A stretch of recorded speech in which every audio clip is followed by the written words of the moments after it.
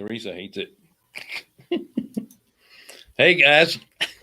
Sorry, Wendy and I were talking before we got started. As we normally do. So welcome to the show. Bill Fairman, Wendy Sweet, Carolina Capital Management. We are almost social distancing. No, we are not. Stop moving away. Don't Look, me. I'm touching him. Stop I'm touching him. Stop it. Jeez. Family. No, he's all diseased. You can pick your friends, but you can't pick your family. Or your nose.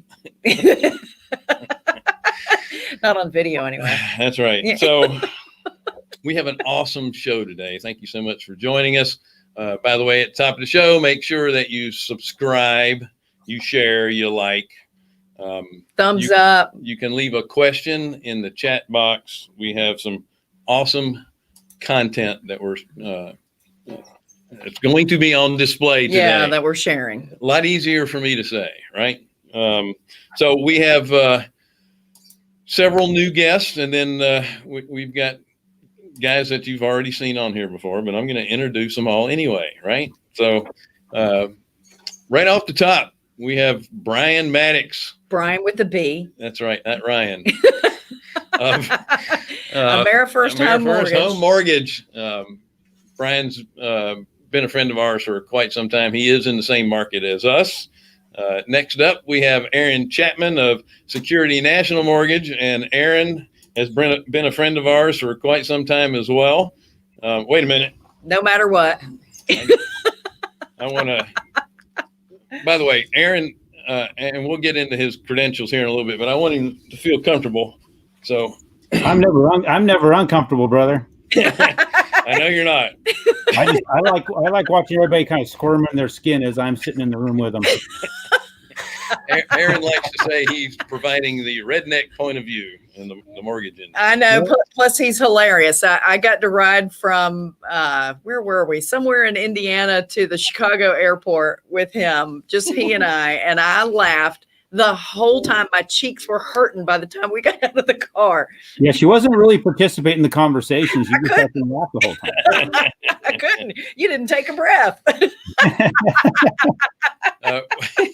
So we also have Lane. I'm sorry, I'm gonna butcher your last name. Kawaoka, correct? Close enough. All right. Now Lane is in the multifamily and passive income kind of thing. He's got a great story. His company is crowdfundaloha.com. He was gracious enough to join us from Hawaii. So it's, as you can tell, Poor guy. Very early in the morning there. He's got a great podcast as well, and we'll get into that a little bit later. And I don't want to say coming up from behind, but we have Glenn Stromberg of Stromberg Investments, one of our regulars, And along with long-time buddy. Fuquan Bile of NNG Capital. I got it right this time, Fuquan. I didn't stumble over it like I normally do. Yeah, 20 times, and that's I don't have a problem with his name. It's the name of his company. There's too many N's in a row. Yeah, you need to change that. Just for the show, though. So let me start with Bryan real quick. Bryan's got like 20 some odd years of performing mortgage experience. He really is into the investor side of things. Yeah, as well. very, very knowledgeable on the investor side, but he also is just as knowledgeable, if not even more, on the conventional side. And Bryan, I refer to him as a research geek. I just call him a geek. Yeah. I'll take it. That's good. So, and every time I talk to him, he's just breaking new records every month with the company that he's working with. But it's not because of the company he's working with. It's because he's just got this great reputation, and rates are pretty decent right now, I'd say, wouldn't you? Mm-hmm. So he's certainly experiencing that. And I think our goal for this first half of this show is to really talk about conventional financing, right? Right. And what we're looking for is what's going on in the market. Yeah. And different markets, because we got Aaron that's out in Mesa, Arizona. We got Bryan that's here in the Carolinas area. And what's big on my mind is what the heck's going on in secondary marketing, what's going to happen in servicing, because from a hard money lender that does short-term bridge loans and fix and flip loans, are our borrowers going to be able to sell these homes quickly? Right. And we want to talk about the falsities that are out there too, because there's a lot of people, that are screaming that the sky is falling and it's not falling. It's actually holding up pretty well. And we want to make sure that everybody comes away with a positive attitude about what's going on and a realistic attitude. Don't listen to what's on the news because it's fake. It's fake. I'm probably breaking some hearts here to let them know, but it's not true. So, Bryan, you want to kind of start us off with what you're seeing in the market right now? I am pleased to, and I will agree with you. The news is there to sell news. That's their sole objective. They want you to click. They want you to participate and watch so they can sell you ads. So they're there for themselves and not for us. It's funny, when I watch the news, I will hear things that I think, wow, if only that were true, right? But right now, as a lender, the world is actually looking in pretty good shape. We compare this to 2008 a lot. And I hear a lot of people say, well, last time this happened. Well, this didn't happen last time. Last time housing imploded. And this time we have a virus. Two completely different things. Last time we saw policies get restricted very quickly. This time we have not seen policies change much at all. The biggest policy change that I have to interact with is that we have to re-verify income right before closing because 33.5 million people have become unemployed in the last 6 weeks. So that has changed at the end of the process. You got to still have a job to get a loan. That's the first secret. The other thing that has changed is the alternative world. So the conventional and the conforming world, we haven't really seen much change at all in who's getting approved and how often they're getting approved. People are able to go out and get loans. The alternative world, when you look at the non-QM world, or what they used to call subprime, they've had a lot of liquidity issues. So if you used to rely on some of those fancy programs that were bank statement programs or investor cash flow programs where we don't collect any tax returns or W-2s or pay stubs, those programs essentially have gotten wiped out and they're trying to make a comeback. But our company, we have one of the investors that used to buy some of that stuff, and we don't trust that they have the liquidity to support ongoing activities yet. They might get little bursts of funds, but they literally pulled the plug on active deals that were supposed to close in a few days. And they said, sorry, we're out of money. If you're doing Fannie Mae, Freddie Mac, USDA, VA, FHA, all of those programs are solid. And one of the misleading headlines is I hear a lot of people say, oh, well, FHA changed their guidelines to 680. They did not. The bank changed their guidelines to 680. There are a lot of banks that have stopped participating in the government loans or increased the qualifications because the government loan world, it has, with all of the unemployment, the forbearance rates has gone very high for government loans. It's over 10% are in forbearance already. Wow. And so there's not a lot of buyers wanting to buy those loans. So we are a servicer. We have not changed our guidelines. We can still go down to 500 credit score for FHA and VA loans. That's not a change, right? So I would say for the most part, you can buy more house because of COVID-19. Interest rates went down 1%. And if you look at the cost of money, a 1% drop, if you're looking at a $2,000 payment, a 1% drop is $35,000 more buying power. Wow. That's pretty awesome, right? Yeah. So that's not a bad thing in my world. Or if you're selling properties or you're buying properties as an investor, interest rates going down means you can afford more house, or your cash flow should be better. Right. Well, you need more house because you got a social distance from your family. That's right. That's right. How about you, Aaron? Are you seeing something similar? Yeah, everything you said is pretty spot on. The main thing, the point being, is the big banks have pulled back. Some of the larger ones have said, we're not doing the lower credit score stuff. We're not doing the lower down stuff. It is affecting people buying homes to live in. And as a result of that, the real estate investor, in my opinion, is the one who's going to capitalize. So a lot of the stuff that Bryan's talking about, I can't really get too in the depth of it when it comes to owner-occupied stuff, because I do maybe 5 of those a year. Right. I do between 700 and 800 transactions a year, and it's all real estate investors in 25 states. So I focus real heavily there. So any changes that's happened, even with big banks or anybody who's taken a more conservative approach, those conservative approaches are not hurting the real estate investor. They already had the very high credit scores. They're already putting more money down. what we're doing is we're creating more renters. So one of the huge benefits that I have seen to at least the investor environment is where it's harder for people to qualify for loans right now that have those lower credit scores or the low down payment need. Also, the fact that they're having to social distance, as Bill keeps bringing up, and stay in their apartments. Right, the renters who are now in their apartment with their 2 kids, with 700 square feet, where the kids are trying to do homeschool work on the kitchen table, and they're trying to work from home on the kitchen table. They're dreaming of that place with a yard. And so the real estate investor who is buying single family residences, they got people waiting in line right now and they can't wait to get into that property. So one of the things I'm also hearing out there is, the property managers are collecting rent a lot more than they did before. So the percentages are up across the country. More people are applying to rent houses that know now that they can't buy the house because of how those banks are shrinking things, and they believe that since it's a big bank that's a national organization is claiming this, it must be Fannie Freddie guidelines. It's not. It's just them pulling back, as Bryan said. Right. So, by the way, I want to mention that if you if you go to Amazon and click on books and put Aaron Chapman's name in there, he has 4 books available. Mm-hmm. I don't want to call them pocket books because they're not purses. but they will. Don't have money in it, Bill. I think that's the reason I'm not seeing them on your damn table. Oh man! During the break, I'll run and get some and hold them up for you.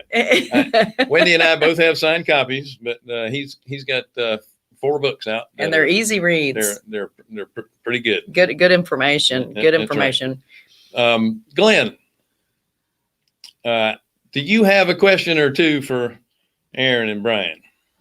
Yeah, I mean, I was just wondering, like from the real estate investor side, I'm hearing through groups that I'm in that the capital markets are freezing up, and it's a lot tougher to get money and shorter term hard money stuff like that. What are you guys hearing on that stuff? Any preference there, Glenn? Go ahead, Aaron. So yeah, it's definitely freezing up. As Bryan was saying, some of your what they call non-QM, which used to be your subprime, those types of, everybody's hiding right now. In fact, I got tons of clients coming to me where they were dealing with some of those institutions that focused on that. They was doing either the blanket loans or the LLC loans or something to that effect. They were at the closing table and they were canceling their deals at funding. So I've had a massive influx of people wanting to figure out how can we take what they were trying to do and put it to work in the conventional world. And I've probably got 30 or 40 transactions in the pipeline for that. And then just because of all the craziness that's going on with that, people are directing more towards figuring out, should they approach the conventional side of it more than they thought before, because they thought they didn't want to do the paperwork, and now they have to do the paperwork. So sure. I am carrying the largest pipeline in my career, about 360 loans, active loans right now in the pipeline with people with contracts. Bryan, I know you mentioned, the non-QM stuff having issues. Are there any way that you can do a investor loan conventionally without having to put it in your name? There is not. If you want to use Fannie Mae's money, which I always call the gold standard, it's the cheapest, longest amortized, 30 years fixed, right? So if you can get Fannie Mae money, it's the cheapest, but they got to close in your personal name. Now, at my company, we can actually document that you're going to put that property back into your LLC, and you can legally retitle the property to your LLC without a due upon sale clause being triggered. So we just have to know about it up front and put it back into an LLC that we're aware of. And then you can go do that loan in your personal name and then put the asset back into your LLC. You also can close in the name of a trust if it's a revocable trust. You can do that with land trusts. I actually had a client that said, hey, I'm going to put this in a land trust. So I called our closing department, and they said we've done 2, I think, in 6 years. So everybody talks about land trusts, but nobody actually closes in them. And I've never done it. And I do probably 250, 300 transactions a year, never interacted with the land trust. And I'm not as heavily investor focused as Aaron is, but probably 20-25% of my clients are investors. I've never seen a land trust, but supposedly you can close in those as well. Okay. You said I don't want to be the guinea pig. Yeah. Well, I'm doing it now, but I'm doing it with a local bank. But But one of the misnomers that I keep hearing is that the end buyer, the conventional end buyer, is not going to be able to qualify for a loan if they have been in forbearance, if they're currently in forbearance, if they've been unemployed, or if they're on unemployment. So what are you seeing that with the Fannie Mae guidelines on something like that for both the investor and the conventional buyer? Yeah, forbearance is an interesting topic. It's one that we're going to see change. There's a ton of pressure on the GSEs, on Fannie and Freddie, for them to alter their guidelines. So right now, the way the guidelines are, if you go into forbearance, those are not skipped payments. Those payments are delayed until you come out of forbearance. So if you have a $1,000 monthly mortgage payment and you need to take 3 months of forbearance, you skip 3 payments at $3,000. Month 4 comes around, you call the bank, you say, hey, I'm back to work. I want to start making payments again. They say, great, $4,000. You missed 3 payments plus the payment that's due now. You need $4,000. Now, FHA and the director of Fannie and Freddie has both come out and said, we are not going to have people required to pay all of that forbearance money back at one time. But those guidelines aren't out yet. I'm also working on a refinance for a conventional loan, an FHA loan, and a USDA loan. All 3 of these people had gone into forbearance. 2 of them kept making their payments. So they haven't pushed back any of their payments, but they put into forbearance just for protection in case. I cannot do a refinance for them because they're not current on their mortgage. Wow. So the guidelines are very likely to change in the next few weeks because this is going to be a major problem. There's, I think it's over 8 million mortgages in forbearance, 8.3 million mortgages in forbearance. All 8.3 million of those mortgages, they're not eligible to do a refinance and take advantage of these low rates. So yeah, the guidelines are going to need to change. We've never seen this before. We've never needed to change these guidelines before, but I would imagine that we will see in the coming weeks some big changes. Unemployment, that's another great question. If you're furloughed, if you're not making money, you can't make your mortgage payment. If you're unemployed, that does not count as stable income, but you can't make your mortgage payment without stable income. So Fannie right now is not allowing you to use unemployment benefits as mortgage. You've got to get back to work to close on a loan. And you said something earlier too about a 6-month period that they can be unemployed for up to 6 months before it would count against them once they're back to work. Is that correct? Yeah, so some of the government programs, if you're out of work for more than 6 months, the current guidelines say you have to be back to work for 6 months before you're eligible to do a new mortgage. Fannie Mae doesn't have as such hard rules. We just want to see that you're back to work stably. So we may want a couple paychecks. We may want to see you re-enter the workforce for 3 or 4 months, depending on the client and their reserves and their credit score and their debt to income. All those things have a factor. And those guidelines, again, they may change in the future. We may be able to get a letter of explanation that it's a COVID-19 reason for unemployment, and that may not be held against them. But right now, we can't see what those guidelines will look like. We just know under current guidelines, there's a lot of people that aren't going to be able to get a mortgage very soon. Wow.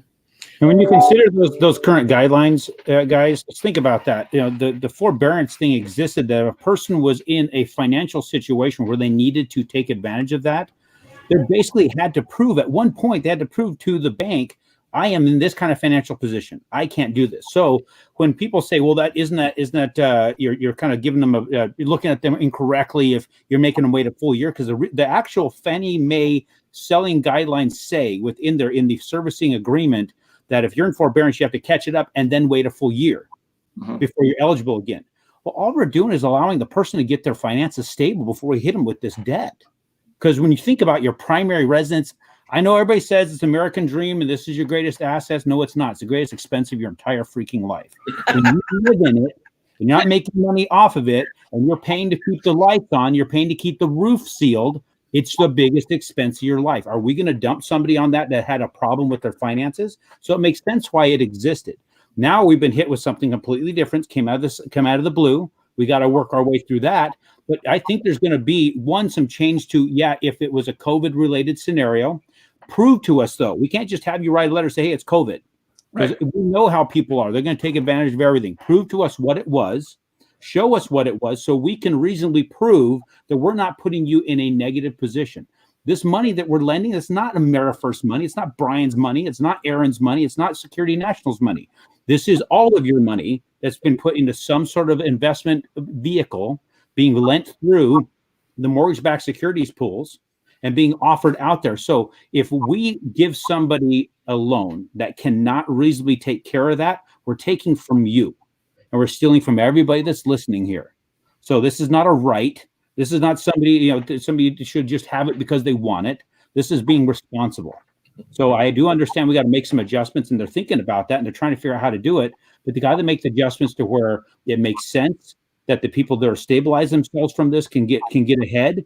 But the people who are going to take advantage of it and see an opportunity to put their feet up, those some bitches should not have an opportunity to be able to just write a letter and say, I get a loan now. Right. So how do you think, how do you think that's going to affect the buy and hold market? What's that going to do to the real estate investor? Yeah. It's going to be great for them because the people who, let's think about the real estate investor. Fix and flip. I'm sorry. Meant to say the fix and flip. How's it going to help the market? As far as I'm concerned, fix and flip market needs to become very good friends with real estate investors then and stop depending upon, well, they're going to need to, of course, get some people to buy houses and do the owner occupied thing, but we may have to become a little bit more of a buy and hold group. If you're talking about the fix and flippers, they may not have as great an opportunity out there for people to buy homes to live in because of this.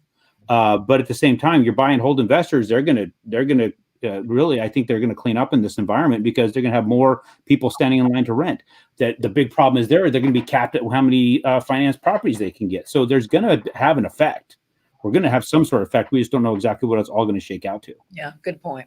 Well, what I was going to say was one of the reasons I don't like you is because you always beat around the bush. You never tell it like it is.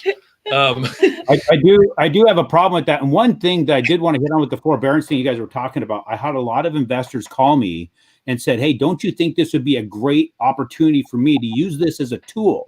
They go into forbearance for 3 or 4 months and build more reserves, and then they'll just put it on the back end. Well, no, that putting on the back end is called a modification. You've now just screwed yourself for being able to buy more houses. So it's not a tool. I went on the offensive with that particular type of discussion. I've been putting out videos twice a week to my database.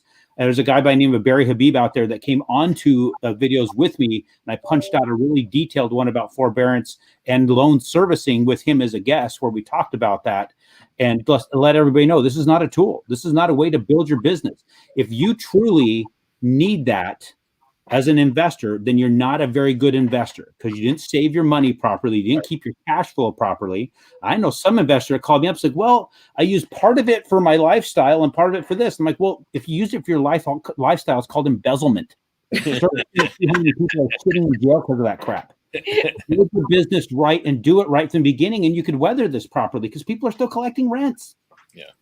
Well, I'm glad you brought up the modification piece because with the mortgage-backed security, if you need to modify the loan instead of doing the forbearance, then unfortunately that person has to buy it back out of the pool, modify it, and then try and put it back into the pool again. So you're going to have very few lenders that want to even bother with a modification, right? Mm-hmm. Oh yeah, because they literally, like you said, buy it out of the pool where they sold it years ago, and they have to make the changes that they can all agree to, and then sell it with a whole different pool. Then they got to find somebody who's willing to purchase that pool. Then they got to find somebody who's willing to service it, and we can get deep into the servicing conversation where they're not even paying to buy the servicing rights anymore. They're demanding to be paid for them to service the loan. So that's changed the dynamics of our industry as well.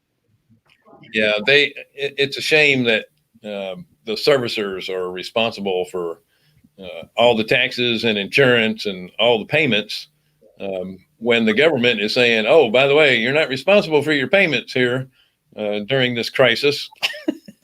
And that's also too bad.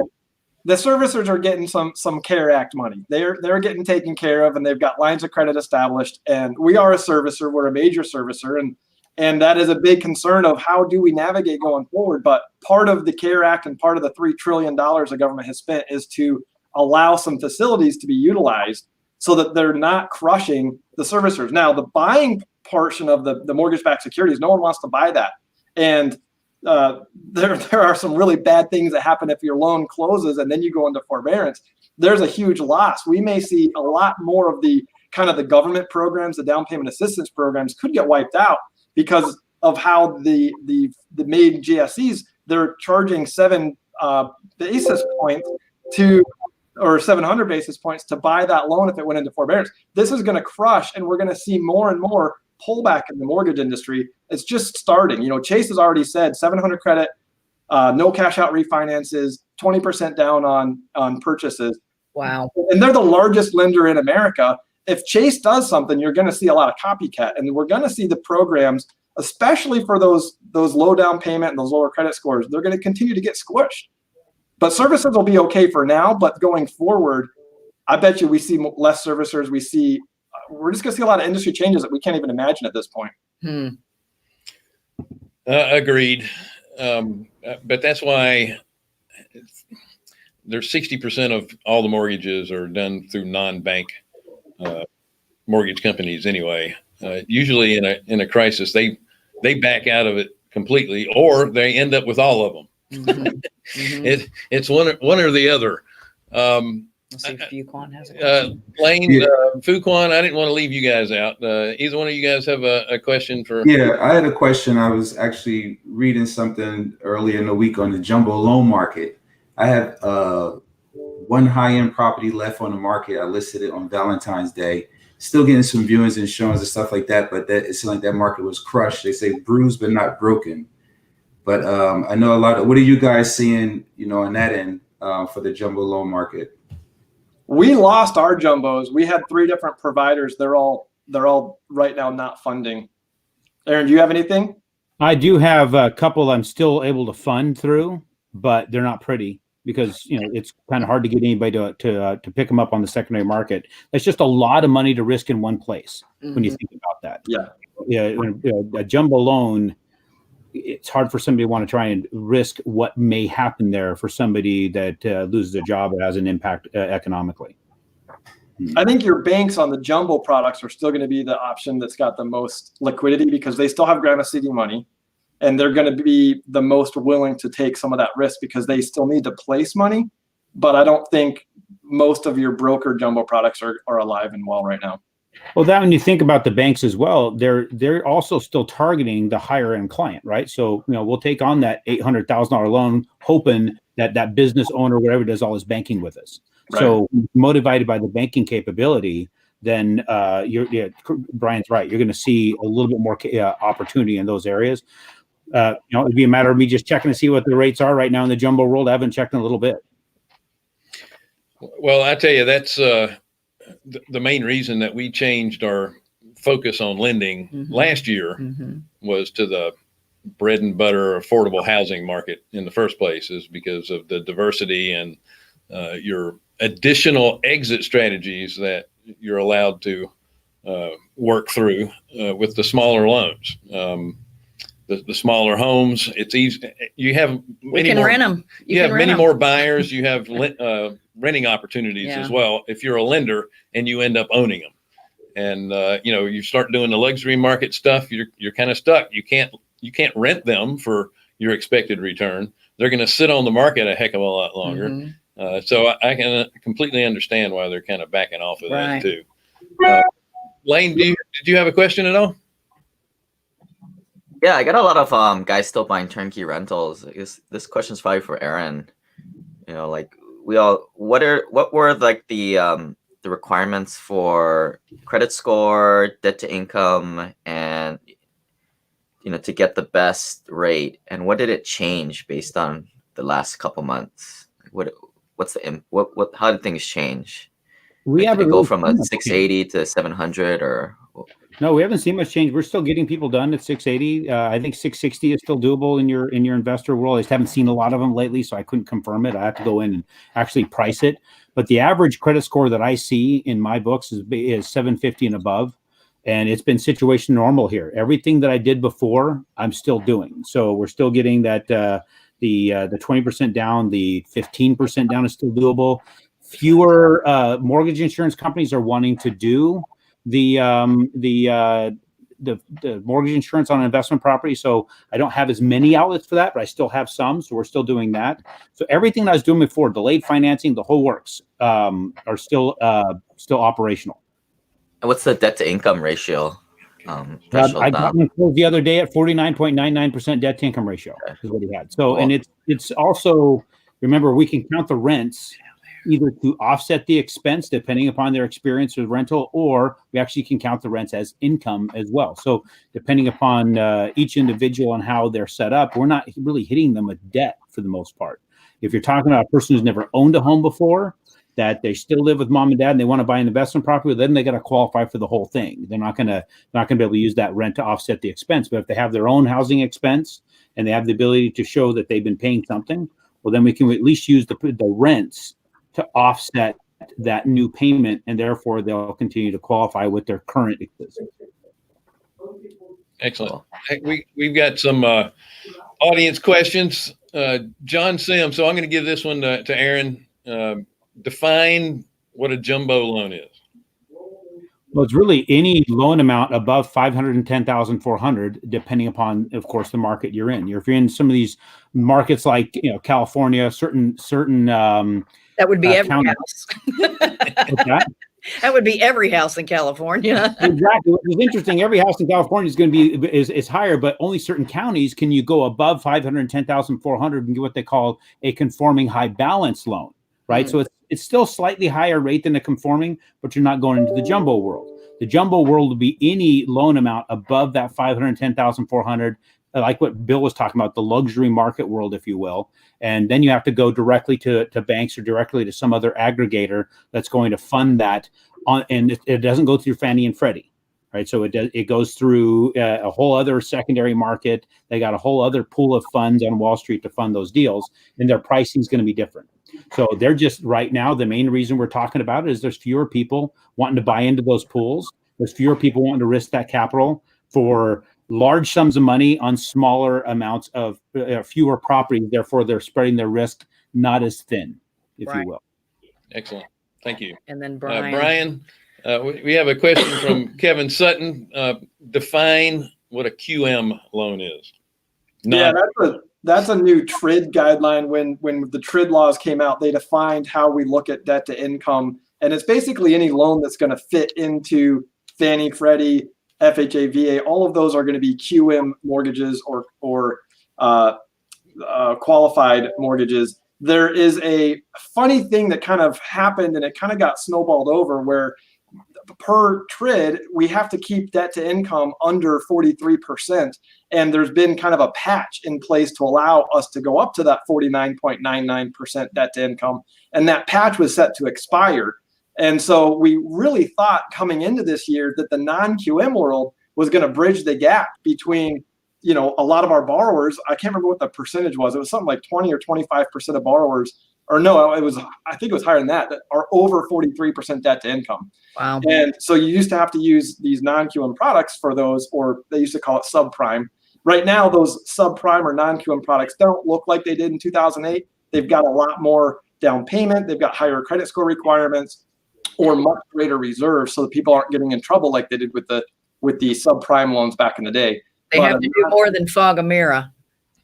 Yeah, we're not just, it's a stricter test. You got to fog the mirror and show some kind of paperwork that you got some money in the bank. Yeah, it's a little bit stricter.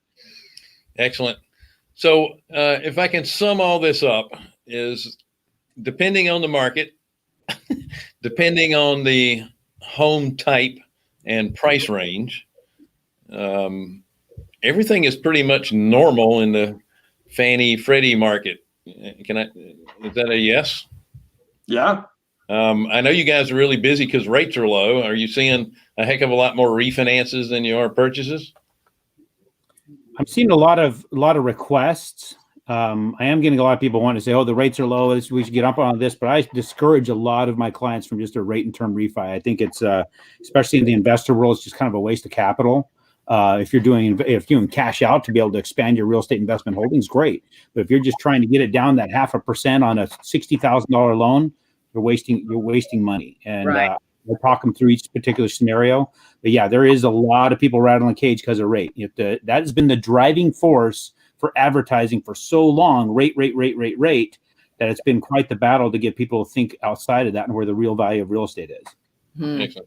Good Brian, point. I know you're doing a lot of owner occupied stuff. You seeing more refis than purchase? Yeah, I used to be probably 90 to 92% purchase money, and now I'm probably 40% purchase money. We have a tremendous amount of people that, I've got people that we refinanced in August of last year that we're refinancing again because it makes financial sense. So the smaller the mortgage, the bigger the drop in rate you need to see. And sometimes it just does not make sense. I am not a fan of a refinance if it takes longer than 2 years to recoup that cost. So most of our investors, a lot of that typical first-time home buyer or the rental market in my area, you're looking at houses between, $90,000 and $200,000 is kind of the ideal rental.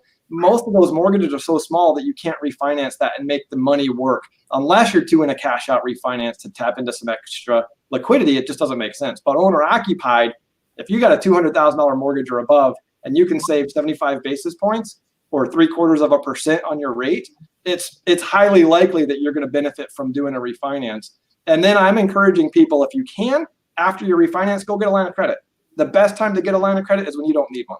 When you need one, you can't get it anymore typically. So from your local bank, right? Exactly. Yes.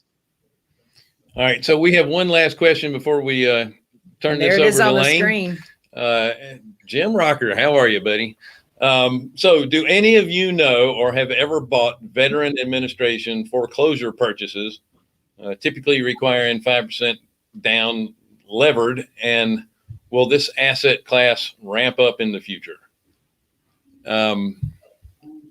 I don't know that you guys are actually buying them. That might be more of a question for Fuquan or Lane and Glenn, because you guys are just doing the lending on them. Are you guys going to see any of that with the foreclosure purchases coming up? You seeing anything like that coming up? Not yet. It's still early on for us. What we're seeing now is people just looking for liquidity, trying to, go with the forbearance and then try to sell it. They have some equity. We're focusing on subject twos, if it has equity and cash flow, but we haven't really seen anything, for, indications of foreclosures yet. What we are seeing is a decline in showings. Everything is slowing down. I mean, we got to hit hardest the second hardest hit from the virus. So things are, they have another 30-day extension. So hopefully around June 1st, things will start moving. But right now, everything is just frozen. There's a lot of people looking for liquidity. That's what we're looking at, and just being creative, buying on terms and stuff like that. Excellent. And now that I'm looking at this question again, I think what Jim was asking was when you get on the website, like the old, what is it? The FHA store. HUDstore.com. HUDstore.com. Where you could buy veteran foreclosures as a investor for little money down. I do know that VA loans are, but was it you, Brian, that was saying that VA loans are probably later that have the highest number of late pays at this point? The Ginnie Mae servicing pool has over 10% in forbearance. So the Fannie Mae pool, I think it's down to like 5.5. The overall, it's like 6.99% of mortgages are in forbearance. So I do imagine that we're going to see a disproportionate amount of the foreclosures being in the FHA and the VA arena. But a lot of programs, again, that we don't know what guidelines are going to do. And right now, CARE Act is trying to keep people in homes and businesses in business. Right. So not everybody's going to qualify for the programs. Not everybody's going to have the documentation and be able to go through with it. So we're going to see some fallout, but it's really hard to imagine what that's going to look like at this point. And it makes sense that it's going to happen in the arena where they're putting the least amount down to get into the house, for sure. There's another question that I think is a really good one. Do you guys know any lenders who are doing HELOCs on investment properties? I can tell you that personally, I'm going through one right now where I'm using a local bank, and I think that's your best bet for any HELOC. I'm going through a local bank to do a commercial line of credit, but I'm using my personal house as collateral on it to get my HELOC on that. So you got to be really creative on something like that. That's That's called gravy. Being able to get a HELOC right now is gravy, and there's not a whole lot of it out there. Well, I wouldn't know because I don't qualify because I don't make any money. He's too poor. Quorum, the Quorum Credit Union is a nationwide credit union. They will do HELOCs on investment properties. Say that again. It's Quorum. Oh, Quorum. Okay. Yep. And then TD Ameritrade Bank was doing them. They were only going up to like 65% loan to value on investment properties. These programs are the ones that are first to get out of the market. So just because they did 2 months ago doesn't mean they're still doing the same today. A lot of companies, Wells Fargo and Chase, again, when the two biggest lenders in the country stop doing HELOCs, that's going to have trickle down effect. Other people are going to say, oh, I didn't know we could stop. We'll stop too. Yeah. So you can get it, right? And now's the time because in a month, it might not be the same program availability. Right. How about you, Aaron? Are you hearing any that are out there? I've been asked that question over and over and over and over again for about 8 years. And what it really boils down to, just like what you said, you got to deal with your local people to really have the best chance at it. There were some national folks that'll do it, but like Bryan was saying, they're really low loan to value. So most investors are already pushing the loan to value to the max they can. 80% loan to value if possible, 75 cash out. There's no room for the HELOC. So HELOCs traditionally on your primary residence, you can go up to like 90, 95, 100. I remember back when the 125s were going on. Back in 97, right? So yeah, it's one of these situations where you've got to have a relationship somewhere if you want to really try and tap into some of the equity that you believe you have available. Right. All right. So we do have a few more questions, but if you guys will hang on, Marie and Brad, until probably a little bit after 1 o'clock, I will answer those questions for you. I want to give some time to Lane here. He's been so kind to get on in the middle of the freaking night to come and join us. It's 7 a.m. It's a nice early day. Hey, and listen, a warrior. That's the middle of the night for me. I am not a morning person. He's not afternoon person either. But Bryan and Aaron, thank you so much for some great information. You guys are welcome to hang out for a little bit if you like. I know, Bryan, you have to get on another show because you're in so much demand. He is in high demand. In a little bit, but again, thanks for joining us. And like I said, you guys are happy to hang on for a little bit.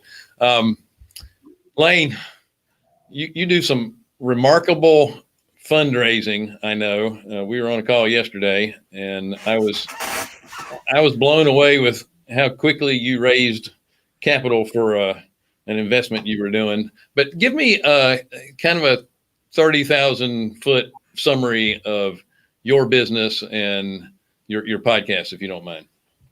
Yeah, so I have kind of two sides of my business. I run an education side where I have pretty much one of a kind, a passive investor mastermind full of about 50 or 60 high paid professionals, mostly accredited investors.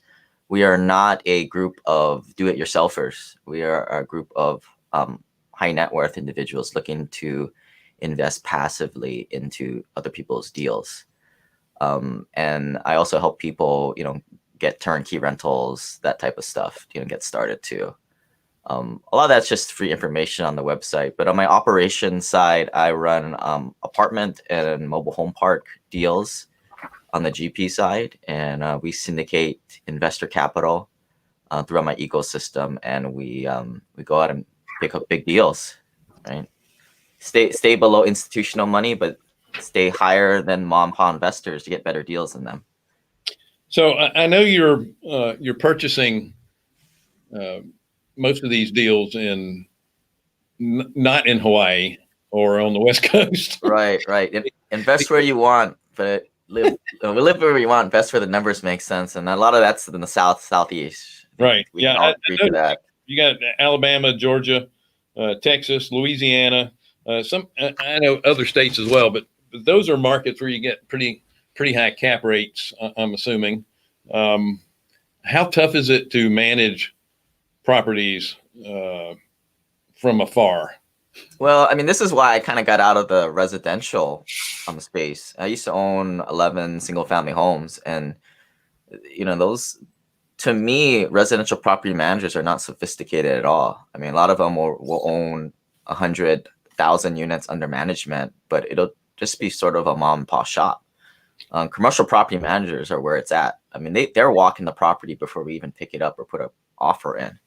And they're doing punch lists with us. They're putting together an operating budget that they're held accountable to. The level of sophistication with, your frontline guys are just way more superior, in my opinion. And, I don't go into a deal unless I team up with somebody who's more boots on the ground, more ingrained in the week-to-week property management and asset management part of it. Excellent. So I know you're an engineer by trade. So you're definitely analytical, right? Yeah. Just money, just dollars and cents, no emotion, right? That's for comps and residential sales, trying to sell it to emotional buyers. That's right. Well, that was one of when I was in the retail mortgage business. If I'm sitting down with a couple and the wife is already starting to pick out the curtains, I've got a sale. I don't have to do anything because they're always, emotionally involved. If they're already emotionally involved, it's done. It was the husband you had to drag along, right? Right. So you have a podcast and you raise capital from, I'm assuming, mostly accredited investors, right? So who are your investors that you're, who's your avatar for your? And can we have their investor? phone number? I mean, I think people are trying to do the same thing. I mean, you attract who you are, right? Like, I'm a pretty real guy, tell how it is, the good and the bad and the ugly. I think a lot of my investors on the West Coast, I don't know, I'm just more laid back. I don't know, East Coast people, they just don't really see we do a lot of events, and I fly through San Francisco, LA a lot. So I do a lot of things when I fly through. Maybe that has to do part of it, but a lot of my investors are, either on the younger side, like 25 to 35 years old. And I call them like the nouveau money. These are the guys getting paid $150,000 from Amazon out of college, right? Their net worth may not be that high, but they're going to be there way higher than most people. And then I got the guys, 2 million net worth and above that, it's just by age and keeping at this real estate thing. They've bought single family homes before, and it's kind of taken them to a certain point, but they realize it's not scalable. So it's kind of two ends of the spectrum. I would say the guys that the void is probably due to people having families and just kind of getting out of the real estate game for a little bit. But they definitely pick up the podcasts and then they find us. Well, that's a pretty interesting demographic. When I think 25 to 30-year-olds, I'm not thinking about people that even think about investing. They're all about getting their stuff now. Yeah, I mean, but these guys have serious cash. I mean, and they're smart, right? The reason why they're getting paid $150,000 a few years out of college, right? Right. It's very strange to me. I mean, I didn't get paid that much as an engineer out of college, but yeah, these are the exceptional students, I guess.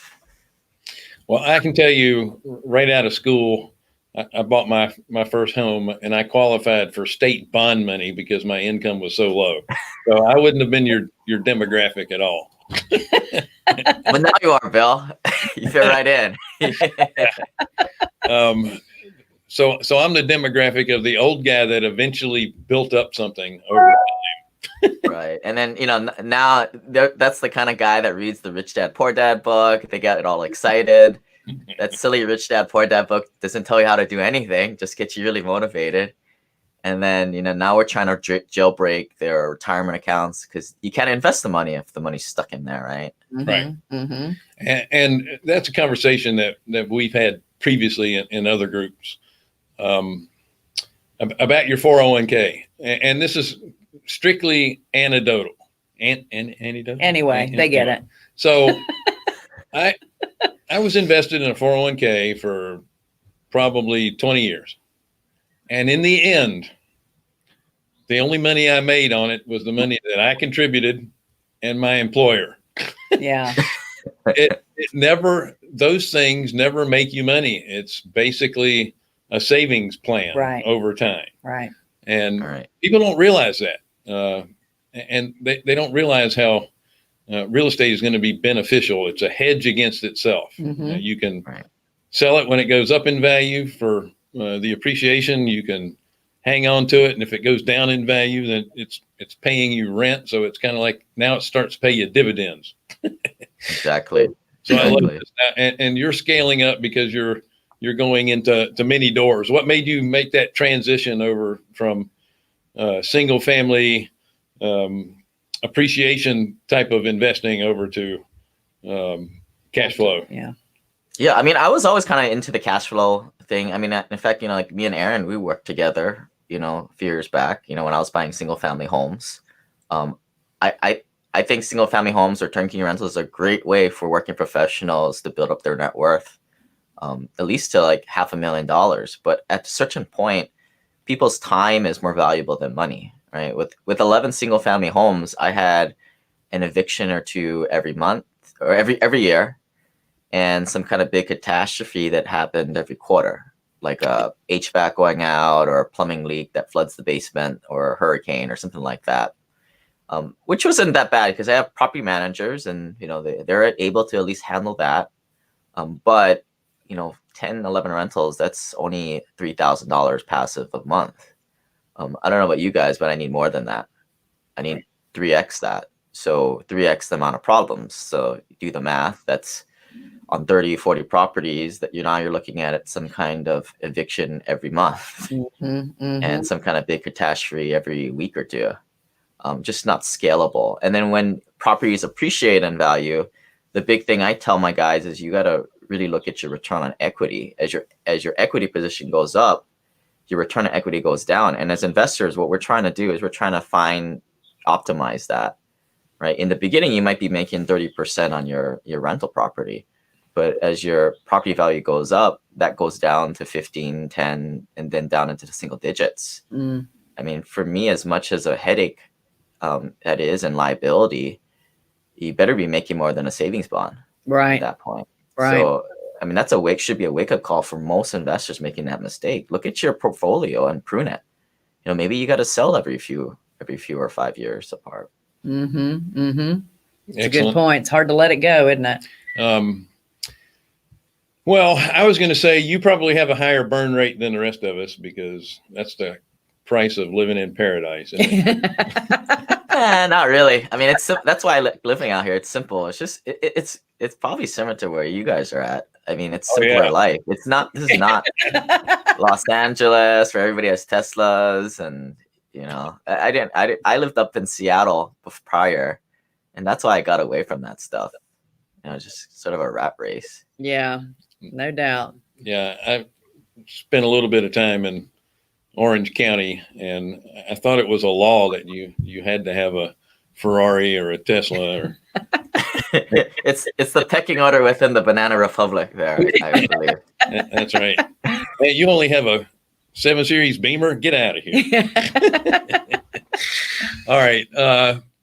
Lane, I appreciate you joining us. Yeah, thanks for having me, guys. You guys, go to is it simplecashflow.com or simplepassivecashflow.com. And that's your podcast? Yeah, iTunes, Google Play, and then emails lane@simplepassivecashflow.com if people want to get a hold of me. Awesome. Excellent. And how can they get in touch with Bryan and Aaron? I do have Bryan's URL listed somewhere. There it is. Right up underneath. And then Scott, if you'll help me with Aaron's. There you go. It's a lot of words for me. And then check out his book. And there's how to get in touch with Glenn, and then Fuquan, I'm sure will be next. There you go, bud. And for those of you who hadn't been on the show before, Fuquan has a couple of things in his fund. One of them, he buys real estate, does a little bit of fixing and flipping. He also has some rentals, but he's more known for his non-performing notes that he buys. And then Glenn is in what we call the real estate business. He does double-wide mobile homes on land as turnkey rentals. It's a great business. And every time I talk to Glenn, his leases are going up and his defaults or what do you call it? He's doing Vacancies well. are going down. He's doing well. Because he's one of those people that they're trying to move out of the apartment to a bigger place. That's right. And Glenn can certainly provide that. So listen, again, thanks so much for joining the show. I'm not going to, I still have 2 questions I'm going to try to answer really quickly. Don't forget to share and like and subscribe. So Barry, you've already had your HELOC question answered. Barry, I closed a rehab property before the Corona shutdown for $35K, used a line of credit to purchase. I'll reach out to you on that one, Barry. Actually was looking for your email to send it to you. So I'll talk to you straight up. I think that's all of them then. Yeah. Brad already had his question Yeah. answered. All right. So thanks. I hope you guys enjoyed the show. Guests that are on our show, hang on for just a minute. We're gonna close this out. So thank you so much. You got any questions or comments, or you need information, carolinahardmoney.com. Have a great day.